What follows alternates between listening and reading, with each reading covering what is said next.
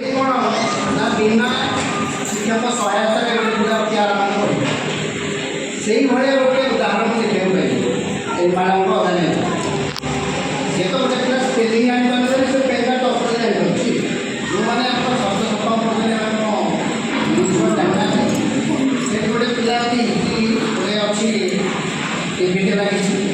ସେ ଟିଭିରେ ଆରାମରେ ସବୁ ଶିଶୁମାନେ ଗୋଟେ ପିଲା ଅତି ପ୍ରାଞ୍ଜଳ ଭାବରେ ପଢ଼ିଲା ବୁଝିଲା ଭଳିଆ ସବୁ ଆଜି ଗୋଟେ ପିଲା ଟ୍ୟୁସନ୍ ମଧ୍ୟ ସେଇଥିରେ ଗୋଟେ ବସ୍ ଚିତ୍ର ଥିବ, ତା ତଳେ ବସ୍ରେ ଯେଉଁ ୱାର୍ଡ଼ଟା ଦେଖାଯିବ ମନେକର ସେ ପିଲାଟା ଜାଣିପାରୁନି ଯେ BUS ଯେଉଁ ପିଲାଙ୍କର ଇଣ୍ଟରେଷ୍ଟ ଟିକେ କମିଯାଉଛି, ଯାହା ଅଛନ୍ତି ବଡ଼ ଭାଇ ସେ ଟିକେ ବିଷୟରେ ଟିକେ ଅଧିକା କରେ ଭଲ ଭାବରେ ମଧ୍ୟ ପିଲାମାନେ କିଛି ଆସୁଛନ୍ତି। ସେ ଆଟଲିଷ୍ଟ ଏତିକି ଜାଣିବେ ସେ ମନକୁ ଜଣେଇକି ଆରାମ ଭାବୁଛୁ। ସେହି ପ୍ରକାର ଯଦି ଆମେ ଆମର ଭଗବାନ ଦେଇଛୁ ଅମୂଲ୍ୟ ଜିନିଷ ଗୁଡ଼ାକ ଆମ ଦେହରେ ନାଇଁ ତାକୁ ଯଦି ଆମେ ସଠିକ୍ ବ୍ୟବହାର ନ କରିବା ସେ ମଧ୍ୟ ସମୟ ଆସିବ ଡ୍ୟାମେଜ୍ ହେଇଯିବ।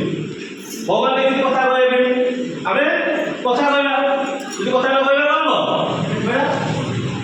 ଭଗବାନ ଦେଇଛି ଶୁଣିବା ପାଇଁ, ଆମେ ଯିଏ ଯାହା କହିବ କିଛି ଶୁଣିବାନି। ମହାତ୍ମାଙ୍କର ତିନିଟା ନିୟମ ଅଛି ନା ନାଇଁ? ଭଗବାନ ଦେଇଛି ଶୁଣିବା ପାଇଁ କ'ଣ ଶୁଣିବା? ଭଲ ଜିନିଷ ଶୁଣିବା, ଜ୍ଞାନୀ ଜିନିଷ ଶୁଣିବା, ଆଉ ଯାହା ଶୁଣିବା ତାକୁ କାମ ଲଗେଇବା। ସବୁ ମୁଁ ଆଉ ଗୋଟେ ଜିନିଷ ନାହିଁ ସେଟାକୁ କ'ଣ କହିବା? ମରୁଭୂମିରେ କ'ଣ ହୁଏ? କିଛି ନଥାଏ, ଥାଏ କିଛି ଯେହେତୁ ସେଠି ଜଳ ଯେହେତୁ ନଥାଏ ସେଠି କିଛି ନଥାଏ।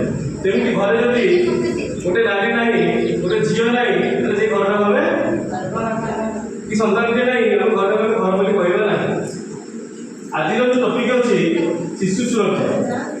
ଶିଶୁମାନେ କ'ଣ ମୁଁ କୋଶ୍ଚିନ୍ ଆନ୍ସର୍ କରିବା, ମୁଁ ଯାହା ପଚାରିବି ଆପଣ ତାର ଉତ୍ତର ଦେବେ, ନହେଲେ ଭଲ ଲାଗିବ।